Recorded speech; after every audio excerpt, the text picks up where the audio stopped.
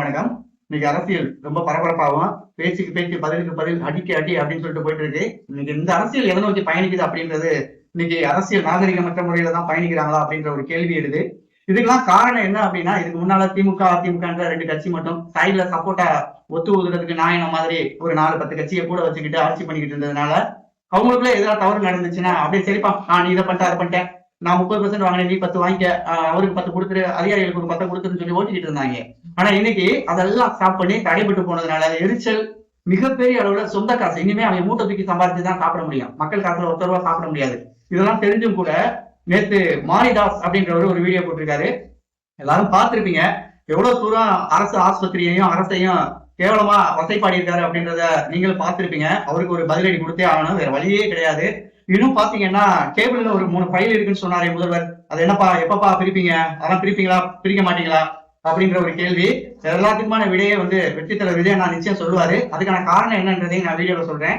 ரெண்டாவது பாத்தீங்கன்னா, நம்ம மதுரையில ஒரு முன்னாள் அமைச்சர், அவரு என்னாச்சு, மனத்திரளல் நோய் எதுவும் வந்துருச்சா இல்ல ஏன் இப்படி பேசுறாரு அப்படின்றது எனக்கு தெரியல. நம்மளோட சகோதரி திரிசா அம்மையார் அவர்களை பத்தியே பேசணும், அவரை சுத்தி அவர் ஓடிட்டு இருக்காரு அப்படின்னா திரிசா கையில சர்பத்து வாங்கி குடிக்க போறாருன்னு நினைக்கிறேன். காலையில அவர் எந்திரிச்சு குடிக்கலைன்னா அவருக்கு தூக்கம் வராது. மேடைக்கு மேடை ஏறதுக்கு முன்னாலே ஒரு டம்ளர் வாங்கி குடிச்சுதான் போவார் போல இருக்கு. நல்ல சர்பத்து தான் குடிங்க, அது குடிச்சதுக்கு அப்புறமா புத்தி வரும் அப்படின்னு பார்த்தா வராது போல இருக்கு. ஆனா நாங்களாம் உங்க மேல ரொம்ப மதிப்பு மரியாதை வச்சிருக்கீங்க. மேலும் மேலும் நீங்க பேசிட்டு இருந்தீங்கன்னா உங்க மேடை ஏற வேண்டியிருக்கும். உங்களுக்கு எச்சரிக்கையாவே சொல்றோம், எவ்வளவு கேட்க மாட்டாங்க அப்படின்னு நினைச்சிடாதீங்க, அசிங்கப்பட்டுருவீங்க அப்படின்னு பாக்குறோம். அந்த அசிங்கத்தை நீங்களே ஏற்படுத்திக்காதீங்க. நீங்க யாரை பத்தி வேணா பேசுங்க, வெற்றி தலைவர் விஜய் அண்ணாவை பத்தி தப்பு தவறா குடும்பத்தை பத்தி இழுத்து பேசுறத நீ நிப்பாட்டிக்க. நீ தான் இங்க பெரிய ஆளு, நான் தான் வச்சு சட்டம் அப்படின்னு ஆணி கொடுக்குற வேலை அப்படிலாம் பேசாத. உனக்கு மரியாதை அப்படிங்கிறது ஒருமையில இது வரைக்கும் அண்ணன்ற மறுவார்த்தை நாங்களாம் பேசுனது கிடையாது. ரொம்ப மதிப்பு மிக்க ஒருத்தரா உங்களை பார்த்துருக்கோம், உன்னைய பார்த்துருக்கோம். நீ என்ன உனக்கெல்லாம் மரியாதை கொடுக்க வேண்டிய அவசிய இடத்துல நீ இல்ல.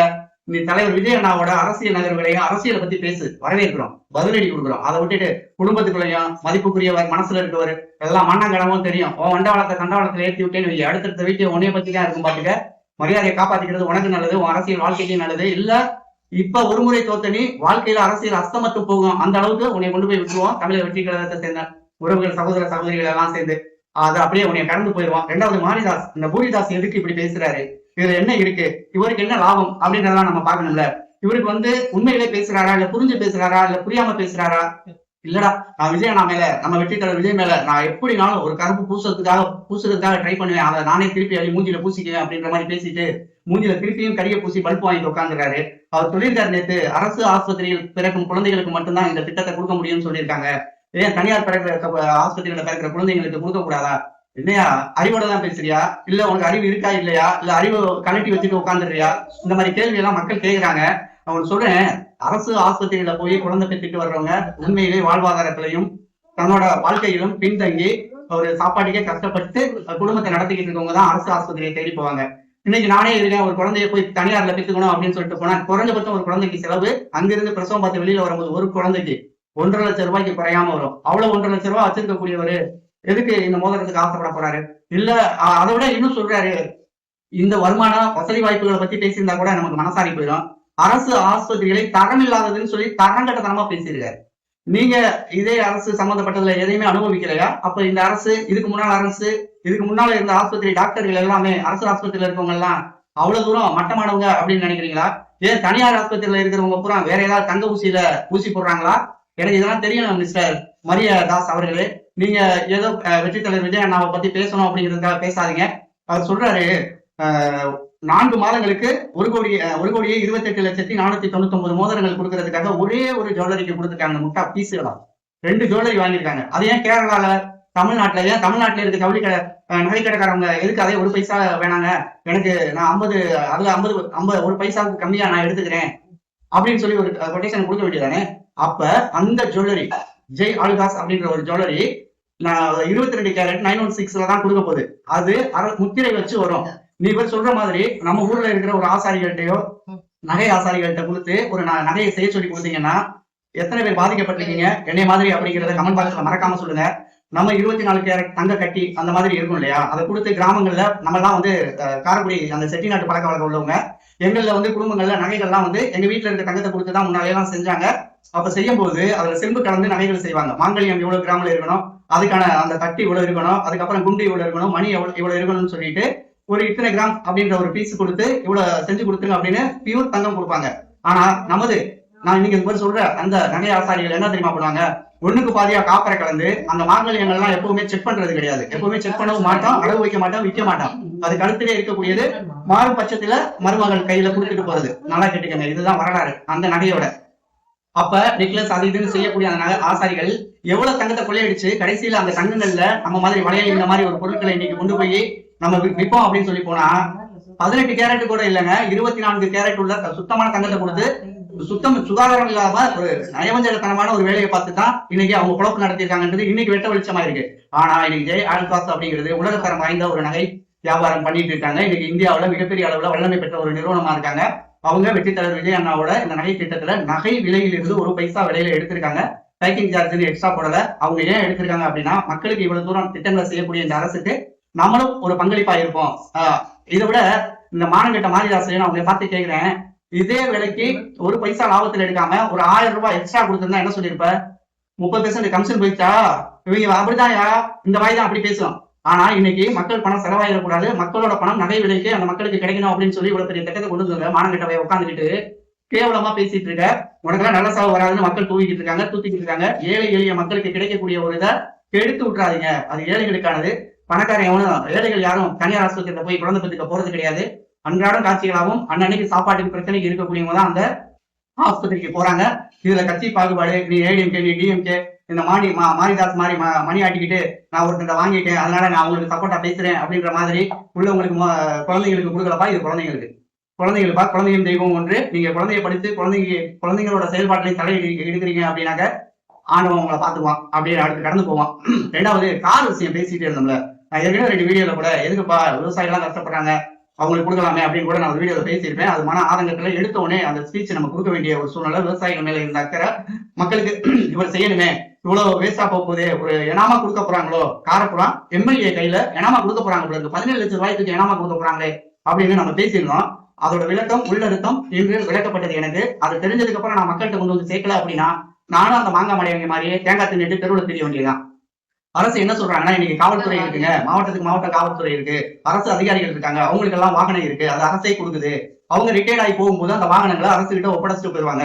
வேற மாநிலத்துக்கு போறாங்க, வேற மாவட்டத்துக்கு போகும்போது அங்க அவர்களுக்கு ஒரு வாகனம் கொடுப்பாங்க, இந்த வாகனத்தை அந்த மாவட்டத்திலே விட்டுட்டு போயிருவாங்க. அதை போலதான் ஒரு தொகுதிக்கு ஒரு வாகனம் என்று கொடுக்கும் போது அது அரசு வாகனமா தான் இருக்கும், அரசு பேர்ல தான் பதிவு செய்யப்படும். அதை அவங்க விருப்பப்பட்டு எடுத்துக்கிட்டா இல்லையா, அரசுக்கு சப்போர்ட்டிவ் ஆகும். இன்னைக்கு மக்களை சந்திக்க போறதுக்கும் ஒரு மழை வெள்ள நேரங்கள்ல 2 வீலர்லயோ ஒரு சொந்தக்காரோ கிடைக்காம போக முடியாம இருந்துடக்கூடாது அப்படிங்கிறதுக்காக தான் இந்த திட்டத்தை அவரு தொலைநோக்க பார்வையில பார்த்திருக்காரு. அது மக்கள் பணம் எங்கேயுமே வேஸ்ட் ஆகாது, அது மக்களோட காசு தான், மக்கள் கிட்ட தான் இருக்க போகுது அப்படின்றதையும் நான் இந்த வீடியோட தெளிவு பண்ணிடுறேன். 2வது ஒரு வீடியோல அவர் சொல்லி 80 லட்சம் ரூபாய் காசு வச்சுக்கிட்டு நம்ம விடுதலை சிறுத்தைகளோட எம்எல்ஏ வந்து கார் வேணும்னு கேட்டு அந்த பூங்கத்தை கிளப்பி விட்டுருப்பாரு. அவர் அழகா சொல்லிட்டாரு, ஐயா நான் வச்சிருந்த கார் 15 வருஷத்துக்கு முன்னாடி அது ரிப்பேர் ஆகி போகுது, என்கிட்ட சொத்து இருக்கு, அது பூரா அசையா சொத்து, அதை ஓடி போலாம் வாங்க மாட்டேன், நஞ்சை குஞ்சைகளை எவையா வாங்க போறேன், விவசாயத்தை விட்டு வெளி மாநிலம் வெளிநாடு அப்படி போய்கிட்டு இருக்காங்க, என்கிட்ட இருக்க சொத்துக்களை நானே வந்து தேர்தல் அறிக்கையில கொடுத்துருக்கேன், அதெல்லாம் உண்மைதான், கார் இருக்கு வந்து ஓட்டி பாரு, ஓடிச்சுன்னா எடுத்துட்டு போ அப்படின்னு சொல்லியிருக்காரு. அவனுக்கா திரு இருந்துச்சுன்னா அவர் வீட்டுல போய் விடுதலை சிறுத்தைகளோட எம்எல்ஏ வீட்டுல போய் உங்க காரை நாங்க ஓட்டி பார்க்க போறோம் வேணா செக் பண்ணி பாத்துக்க, உனக்கு எல்லாம் தில்லு திராணி இருந்துச்சுன்னா நீ நேர்மையா அரசியல் பண்றீங்கன்னா மாரிதாஸ் உன்னை மாதிரி ஆளுக்கு தான் இந்த வீடியோவே. என்ன பொறுக்கித்தனமா உட்காந்துக்கிட்டு புரணி பேசாத, பொம்பளை மாதிரி புரணி பேசாத, அழுகாத, ஒப்பாரி வைக்கிற அவங்களோட சேர்ந்து நீங்க ஒப்பாரி வச்சுக்கிட்டு ஒப்பாரிக்கு அளவே இல்லாம போச்சு. ரைட்டு, இதையும் கடந்து போவோம். இது வந்து அரசு செய்யக்கூடிய அனைத்து திட்டங்களும் மக்களுக்கானதுதான், மக்களுக்கு தான் அவங்க செய்ய போறாங்க, மக்களோட மக்களா தான் இருக்க போறாங்க. அப்ப இவனுக்கு பூரா எங்க எரிஞ்சிருச்சு, 10% எதிர்கட்சி கமிஷன் வரல, 10% அரசு ஊழியர் கமிஷன் போகல, 10% அந்த பார்ட்டி ஃபண்டு அது வரல, மொத்தம் 30% இப்படிதான் பிரிச்சிருக்காங்க எத்தனை வருஷம். ரைட்டு, கலந்து போட்டோம். இப்ப நம்ம அமைச்சர்கள், நமது தமிழக வெற்றி கழக அமைச்சர்கள் வந்து நம்ம வெற்றி தலைவர் விஜய் நான் வந்து எனக்கே ஆசைதான்ப்பா, எனக்கு சத்தியமா ஆசை இருக்குப்பா, என் ஆசையும் இருக்கான். எங்க முதலமைச்சர் இன்று தமிழகத்தின் முதலமைச்சர் நாளை இந்தியாவின் பிரதமர் ஆகணும் அப்படின்னு ஆசைப்படுறது என்னடா தப்பு? உங்களுக்கு எங்கெல்லாம் எரியுது? ஏன் இப்படி பேசுறீங்க? ஒருத்தன் உங்களுக்கு கீழே இருக்கணும், நான் இப்ப இருக்கேன் என் குடும்பத்துல, நாங்க வந்து கடை தள்ளிட்டு இருக்கேன், நான் கடையா தட்டு இருக்கணும் ஆசைப்படுறியா? நீ பிரதமரா இருக்கலாம், அவர் ஐயா மோடி ஐயா பிரதமரா இருக்காரு, அதுல என்ன தப்பு? இருந்துட்டு போறாரு. நானும் பிரதமர் ஆகணும்னு ஆசைப்படுறேன். இந்திய நாட்டுல பிறந்த ஒரு குழந்தை, ஒருத்தன் 26 வயசு பூர்த்தி அடைஞ்சவன் பிரதமர் ஆகிறதுக்கும் நமது நாட்டின் முதல்வராகிறதுக்கும் ஆசைப்படுறதுக்கு அதிகாரம் இருக்கு. அந்த ஆசையை நிறைவேற்றி வைக்கணும்னு நாங்கெல்லாம் ஆசைப்படுறோம். இஷ்டம்னா காதுல கேளு, இல்லைன்னா நீ முதல்வர் ஆகணும், பிஎம் அதாவது நான் பிரதமர் ஆகணும் அப்படின்னு ஆசையை சொல்லிட்டு போ. அதை விட்டுட்டு இவர் எப்படிப்பா வருவாரு, வந்துட்டு என்ன பண்ணுவ, இப்படிதான்டா பேசுனீங்க, இவரெல்லாம் முதல்வர் ஆக முடியுமா, இவருக்கெல்லாம் என்னையா தெரியும், சட்டசபையில உட்காந்து எப்படி பேசணும்னு தெரியுமா, அதான் பாக்குறோம்ல, எப்படா வெளியில ஓடுவோம், எப்படா கதவை தள்ளி விடுவாங்க, கதவை அடைச்சு வச்சுட்டு வீடியோ வேற காமிச்சிட்டு இருக்காங்க, மக்களுக்கு தான் தெரிஞ்சு போகணும்னு சொல்லிட்டு பயந்து சாவி அதிலே பிடிச்சிட்டு உட்காந்துருக்கீங்களே அப்படின்னு நினைச்சிட்டு இருக்கீங்களா? வெற்றி தலைவர் விஜய் அண்ணா நாளைக்கு என்ன செய்யணும் அப்படின்றத இன்னைக்கு செஞ்சு யோசிச்சு செஞ்சுட்டு இருக்காரு. இன்னைக்கு செய்யக்கூடியதெல்லாம் இன்னைக்கு தேவையானது இல்ல, நாளைக்கு நம்ம தலைமுறைகளுக்கானது. இவ்வளவு நாள் கலைஞர் செஞ்சாரு, எம்ஜிஆர் செஞ்சாரு, இந்த நாடே வல்லர். இன்னைக்கு ஒருத்தர் பேசிருக்காரு திமுக சேர்ந்து, அதெல்லாம் உண்மையை சொத்தை திங்கிறாரா இல்ல சொத்தை விட்டு வேற ஏதாவது திங்கிறாரா? இந்த நாடு இவ்வளவு பெரிய வளர்ச்சி பெற்றதுக்கு முழு காரணம் முத்தமிழ் அறிஞர் டாக்டர் கலைஞரா. கருமா கலைஞர்னு பேர், கருணாநிதினு பேர் வச்சா கெட்ட வார்த்தைங்கிறாங்க. எவனையாவது போயிட்டு ஏன்டா அப்படி கருணாநிதி தனம் பண்றீங்கன்னு இப்ப அது ட்ரெண்டிங் ஆயிட்டு இருக்கு. இப்ப ரோட்ல போறவன ஏதாவது உனக்கு போய் சொல்லிட்டேன், ஏமாத்திட்டேன் அப்படின்னா அது கருணாநிதி தனம் பண்ணிட்டு இருக்காங்க அப்படின்னு உங்க பேரை கெடுத்துட்டு இருக்காங்க. கேவலமா பேச வைக்காதீங்க. எல்லாம் மக்கள் எல்லாம் தெளிவா இருக்காங்க, அவ்வளவுதான் நான் சொல்லுவேன். புரிஞ்சா புரிஞ்சுக்கங்க. திமுக இன்னும் மண்ணோட மண்ணாகி மக்கி போகணும் அப்படின்னு ஆசையில இருந்தீங்கன்னா நீங்க இன்னும் வெற்றி தலைவர் விஜய் அண்ணாவை பத்தி பேசுங்க. அவரு பிரதமர் ஆவாரு, ஏன் ஐநா சபைக்கே போவாரு, அமெரிக்காவோட பிரசிடண்டா கூட ஆகணும்னு ஆசைப்படலாம். அது எல்லா மனிதனுக்கு இருக்கிறது. ஆனா அவர் ஆசைப்படல. இந்த தமிழ்நாட்டின் மக்கள், இந்தியாவில் இருக்கக்கூடிய மக்கள் ஆசைப்படுறாங்க அவர் பிரதமர் ஆகணும் அப்படின்னு முடிவு பண்ணிட்டாங்க. அப்படின்னா எந்த கொம்பனாலையும் தடுக்க முடியாது. அந்த ஆசை எங்க அண்ணனுக்கு இல்ல. முழுக்க முழுக்க தமிழ்நாட்டுக்கும் தமிழ்நாட்டு மக்களோடையும் தான் இருக்க போறேன் அப்படின்றத அவர் வெளிப்படையாவே சொல்லியிருக்காரு. தேவையில்லாம ஐயா மோடிக்கும் அமித்ஷா அவர்களுக்கும் அண்ணன் சிஎம் விஜய் அண்ணாவுக்கும் இந்த சிந்து மூட்டி விடுற வேலையெல்லாம் வச்சுக்காதீங்க. அதுக்கு இங்க வேலை நடக்காது. ஏன்னா வரப்போற 29ல பிஜேபி டிவிகே கூட்டணி தான் நிலைச்சு நிக்க போகுது. காங்கிரஸ் அடிச்சு புடிச்சு வெளியில தள்ளி விட்டுட்டு வேற அவ்வளவுதான் நீங்க போகலாம் அப்படின்னு சொல்லிட்டு, ஏன்னா இங்க இருக்க மாநில தலைவர் வந்து ஓவரா பேசுறாரு. காங்கிரஸ் மக்கி போகணும், மண்ணோட மண்ணா போகணும், அது நாசமா போகணும்னு சாமி கும்பிடுறவங்க. தமிழக வெற்றி கழகத்துல இருந்தாலும் கூட, வெற்றி தலைவர் விஜய் அண்ணாவுக்கா பேசினாலும் கூட காங்கிரஸ் அறுத்தறியணும்னு நினைக்கிறவங்க. எனக்கு விஜய் அண்ணா பிடிக்கும், தமிழக வெற்றி கழகம் பிடிக்கும், அதனால நான் உட்காந்து பேசிட்டு இருக்கேன். அதுக்காக காங்கிரஸை பத்தி பேசுறா அப்படின்னா நான் பேச மாட்டேன். எனக்கு பிடிக்கவே பிடிக்காது. என் இனம், என் குலம், என் தொப்புள் கொடி உறவுகள் கொந்தளிக்கப்பட்டவங்க. அவங்க மண்ணோட மண்ணாகவும் மண்ணோட மக்கி போய் அழிஞ்சு போய் அப்படி ஒரு கட்சி இந்தியாவில இருந்துச்சா அப்படின்னு சொல்லி வரலாற்றுல என்னைக்காவது எழுதி பார்ப்பாங்கல்ல, அப்படி படிச்சு பாக்குற மாதிரி கட்சி அன்னைக்கு போயிடும். அவ்வளவுதான், முடிஞ்சு, அது அழிஞ்சு போச்சு. அது ஏதோ இன்னைக்கு தமிழக வெற்றி கழகத்துல வந்து ஒரு அமைச்சரையும் ஒரு ராஜ்யசபாவும் வாங்கிட்டு ஏதோ சில்லுஞ்சியம் பாடிட்டு இருக்காங்க. அந்த மரியாதையை காப்பாத்திக்கிட்டு அந்த மரியாதையோட இருங்க. இன்னைக்கு நீங்க ஆட்சியை போகிறேன் முடிவெடுத்தாலும் கூட அது உங்களுக்கு தான் அவசியம். நீங்க தான் சொத்து போவீங்க, நீங்க தான் வீணா போவீங்க. அடுத்த எலெக்ஷன் வச்சா 234 தொகுதியில 200 தொகுதியை அசால்ட்டா தட்டி தூக்குவாரு எங்க தங்க தலைவர் வெற்றி தலைவர் விஜய் அண்ணா அப்படின்றத உங்களுக்கு சொல்லிக்கிறேன். மீண்டும் அடுத்த வீடியோவில் சந்திப்போம். நன்றி, வணக்கம்.